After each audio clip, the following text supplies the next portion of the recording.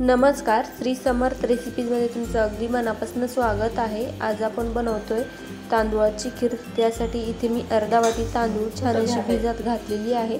त्यानंतर आपल्याला इथे बदामाची काप, तसंच विलायची, चारोळी आणि काजू पण आपल्याला छान असं बारीकसर इथे मी कापून घेतलेला आहे। आता आपल्याला काय करायचं आहे, इथे आपल्याला तांदूळ भिजत घातलेले अर्धे तांदूळ मिक्सरच्या भांड्यामध्ये घालून त्यामध्ये विलायची घालून आपल्याला हे छान असं मिक्सरमधनं बारीकसर वाटून घ्यायचं आहे।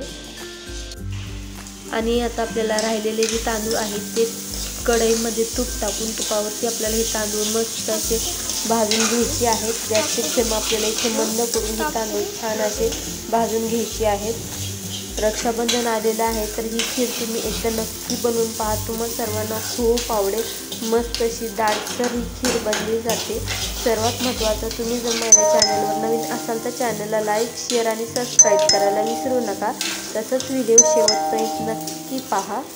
इथे आपले तांदूळ मस्त असे भाजून झालेले आहेत आणि इथे आपलं दूध पण छान असं उकळलं गेलेलं आहे, इथे तुम्ही पाहू शकता।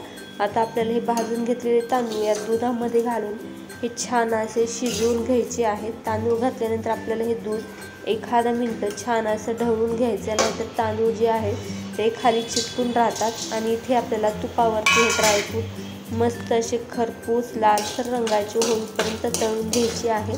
इथे तुम्ही पाहू शकता गॅसची फ्लेम इथे मी मंद करूनच हे सर्व पदार्थ छान असे भाजून घेते।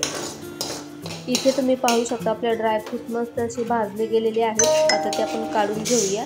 आणि इथे आपली खीर पण मस्त अशी उकळत आहे, मी याला अधूनमधून छान असं हलवून घेते। मी खीर शिजते तोपर्यंत आपण साखर वाटून घेऊया। अगोदर आपण तांदूळ वाटले होते त्याचमध्ये आपल्याला साखर टाकून ती पण छान अशी बारीकसर वाटून घ्यायची आहे। आणि इथं मस्त अशी खीर पण आपली शिजत आहे। आता खीर शिजली का नाही ते कसं ओळखायचं ते इथे मी तुम्हाला दाखवते।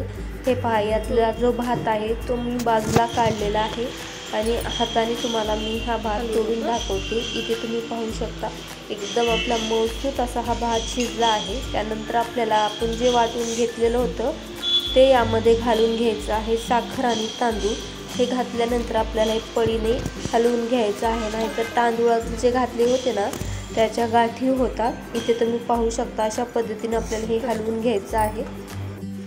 आता आपल्याला यामध्ये खिसून घेतलेलं खोबऱ्याचा खीस यावरती घालून घ्यायचा आहे। यामुळे खीरीला चव जी आहे ते अतिशय अप्रतिम अशी येते।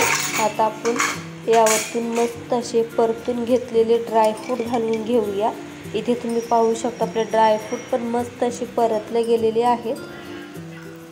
आता आपली खीर शिजली का नाही ते कसं ओळखायचं तर मी इथे तुम्हाला दाखवते, त्यामुळं काळजीपूर्वक बघा। इथे तुम्ही पाहू शकता आपल्या खीरीला मस्त अशी साय आलेली आहे। याचा अर्थ असा आहे की आपली मस्त अशी खीर शिजून तयार झालेली आहे। इथं आपली गरमागरम मस्त अशी वाफळलेली तांदूळाची खीर बनवून तयार झालेली आहे। आता आपण ती काढून घेऊया। वरतून मस्त अशी ड्रायफ्रूट लावून ही खीर आपण डेकोरेट केलेली आहे। चला तर मग पुन्हा भेटूया अशा छान छान रेसिपी पाहण्यासाठी। तोपर्यंत धन्यवाद।